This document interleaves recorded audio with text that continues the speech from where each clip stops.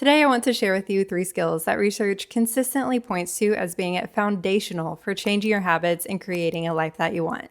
And these are not hacks or quick fixes, these are skills. Skills that not only will help you change your behaviors for the long haul, but will also just benefit you in every area of your life. So let's get into it. Hello and welcome to the next video of the Becoming 2.0 You series. This is a series that is dedicated to helping you change your habits and show up in the ways that you want to through providing you with the skills and the tools and the mindset shifts that will help you do so. So if that is something you're interested in, make sure to subscribe and stick around. The first skill is cognitive flexibility. So cognitive flexibility is really your ability to adjust or change plans when circumstances change. Without this, we tend to think pretty rigidly, and we feel like we have to stick to a plan the way it was laid out. We feel like we have to do things perfectly.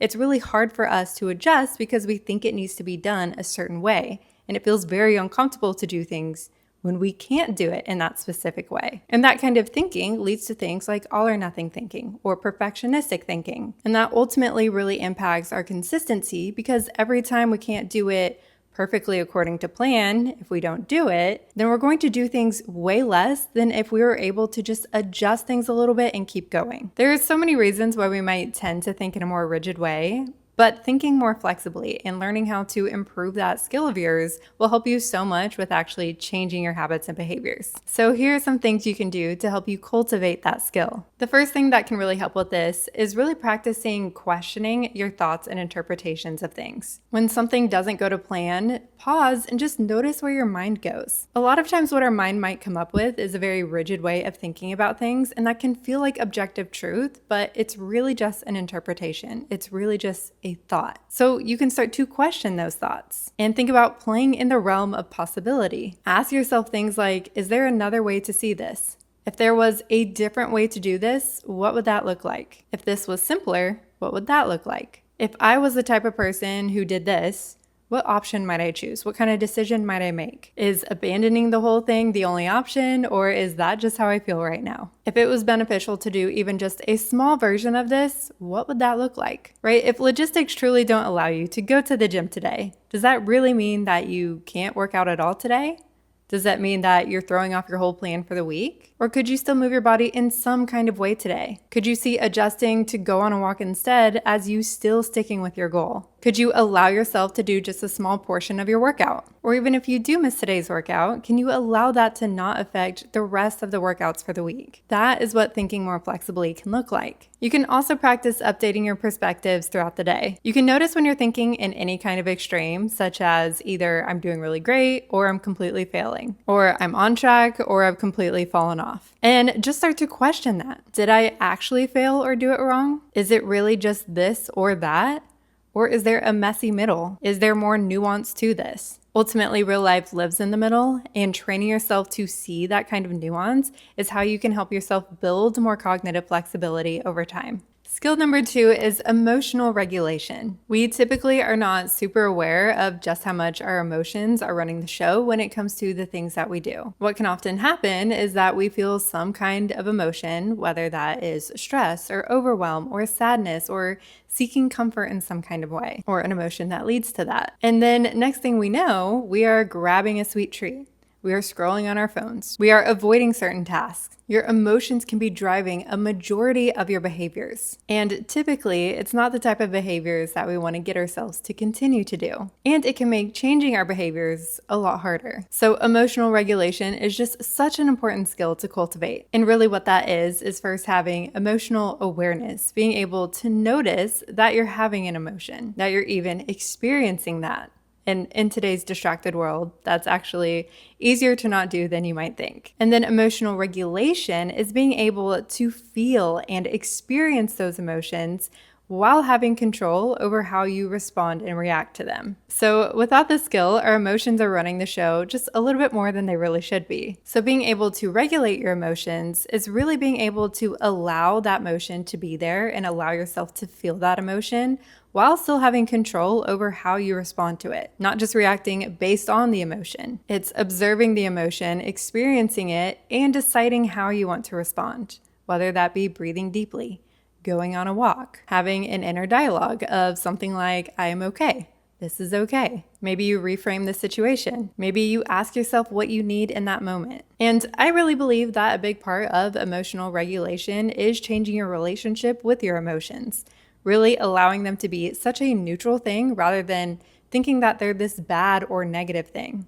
Because when we see them in that kind of way, we tend to think, okay, we just need to get rid of them. And that tends to amp up more negative feelings or leads us to be more prone to reaching for something to soothe ourselves or numbing in some kind of way or seeking comfort. And another part of this is really improving your relationship with yourself so that you feel like you can really trust yourself to hold yourself and support yourself through uncomfortable emotions. Because when we don't really have that, then we are so much more likely to go seek out other things to help soothe our emotions. Or it's just harder for us to hold that emotion and have more control over how we actually respond or what we actually do. And where this maybe most directly ties into your ability to change your habits is improving your tolerance to handle discomfort. Because all goals or change or growth of any kind are going to come with a level of discomfort. There's the discomfort of doing something new, the discomfort of the effort that's involved, the discomfort of sitting with uncomfortable feelings, or even things like delaying instant gratification or feeling bored. So here are some ways that you can start improving your emotional regulation skills. The first thing is just starting to notice when you're feeling an uncomfortable emotion,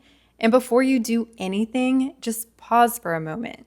Create some space between that sensation and doing whatever your natural reaction might be. And then with that pause, you can practice doing a number of things. One thing you can do is practice just breathing deeply, allowing that emotion to be there, but also letting yourself help decompress your nervous system. And that can just help give you and your brain a little bit more clarity before just reacting to the emotion. You can also simply practice just allowing the emotion to be there, allowing yourself to feel the emotion, and practice letting it be a neutral thing. Instead of seeing it as a bad or negative experience, just allowing it to happen. You can also practice naming the emotion. This has been shown to lessen the intensity of the emotion and can bring you back to your logical brain instead of keeping you in your emotional one. So you can practice naming it and then seeing what you want to do after that. You can also be very intentional about trying to improve your tolerance to discomfort.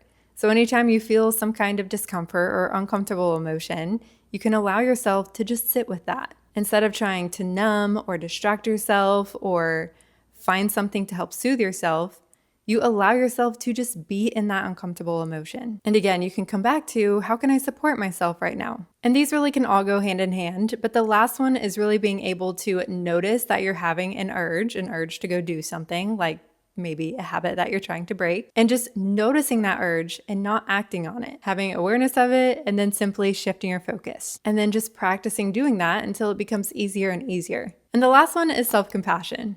Research actually consistently shows that harsh self-criticism is far more likely to actually hinder your progress. So if you feel like self-criticism is something that you use to help motivate yourself, I want to offer that it actually might be working against you far more than it's working for you. So first, let's get clear on what self-compassion actually is. It is not letting yourself off the hook. It is not making excuses for yourself. It is not lowering your standards. Self-compassion is really so much more about having acceptance and understanding. Because when we are in that kind of frame of mind, that allows for more curiosity in learning. Instead of harshly judging yourself or criticizing yourself, it's really so much more about accepting what you did or accepting the circumstances, and then approaching yourself with curiosity and neutrality, and trying to understand yourself and your behaviors and the circumstances that you find yourself in, because that will help lead to learning. The more you can understand those things and learn from them, the more likely you are to do something differently in the future. We're less likely to do things differently when we are coming at ourselves from a place of judgment and criticism. It's really allowing yourself to be imperfect. It's respecting yourself. It's showing up for yourself. It's adjusting things from a place of care rather than shame or judgment. And while it might feel like criticism can be a good motivator, it ultimately leads to shame. And shame is definitely not a good motivator. Shame is really far more likely to motivate avoidance with your goal rather than action with it. So here's how you can start cultivating more self-compassion. 1, remind yourself that you are a human being. You are not going to be perfect. There is not going to be a scenario in which you are perfect. You are going to mess up. You are going to fail. You are going to struggle sometimes. And that's just part of the human experience. but it's the part of everyone's human experience. And it can be really helpful to remind yourself that that's just part of it for everybody. We all experience these things. We all experience setbacks. They might look a little bit different, but it is so helpful to remind yourself that there is not something just uniquely wrong with you. This is just part of being human. And you can practice not having to get it right, having to do things right or correctly or perfectly.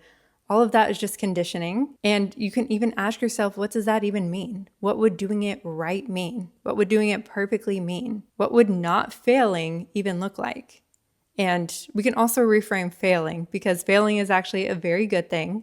That is how we get data and how we can learn to actually improve. So let yourself be messy. Let things be messy. Let yourself just try and learn along the way. Another thing you could do is start to change your self-talk. Notice when your inner critic is showing up, when you're starting to talk very negatively to yourself, and just pause and try to reframe things. Focus less on trying to get rid of those thoughts and focus more on when you notice them, actually shifting them to the type of thoughts that you want to have with yourself. Instead of something like, ugh, I suck at this, you can reframe your thoughts to something like, okay, that's interesting. What might be leading me to show up in this way today? Or even saying something maybe a supportive cheerleader would say. Very common advice is to practice speaking to yourself the way that you would a friend or a small child. And I think that is really great advice, and I highly recommend doing it. But that also requires a pause in the moment to be able to really think about that. Okay, if a 5-year-old was going through this, what would I say to them in a loving and nurturing way? And so even if you feel like you can't quite do that in the present moment all the time, you can always write something down, and then later, when you're in a different headspace, when you're not in a heightened emotional state, you can come back to it and journal about what you would want to say to yourself instead next time. And you can also say those things to yourself right then. You can also look at the full context of the situation. Instead of when you show up a certain way or when things don't go according to plan, you make that mean something about you. First, let yourself look at all parts of the circumstances. What all is going on in my life at the moment? Did I sleep well last night? Where am I at in my cycle? Do I feel like I have way too much on my plate right now? These aren't necessarily excuses, but it can help so much in having compassion and understanding for your behaviors. So those are 3 skills that really are so important and so helpful in you actually changing your behaviors. And again, they're super helpful in helping you change your habits and the things that you do, but they're also just going to improve every area of your life. And none of this is about becoming someone who never struggles. This is really about becoming someone who can struggle or have things not go according to plan or mess up and still keep going. Someone who can show up for themselves on the good and easy days, but also the hard days. And that's what's going to make the biggest difference. So let me know if this video was helpful. If you feel like you got some kind of value out of it, let me know by hitting the like button or leaving a comment, just so I know. It just helps me know what is resonating with you and what is actually helping you. If you want to continue following along with this series and stepping into a 2.0 version of you, make sure to hit subscribe for all future videos. Thank you guys so much for being here. I hope you have a wonderful day, and I will see you in the next one. Bye.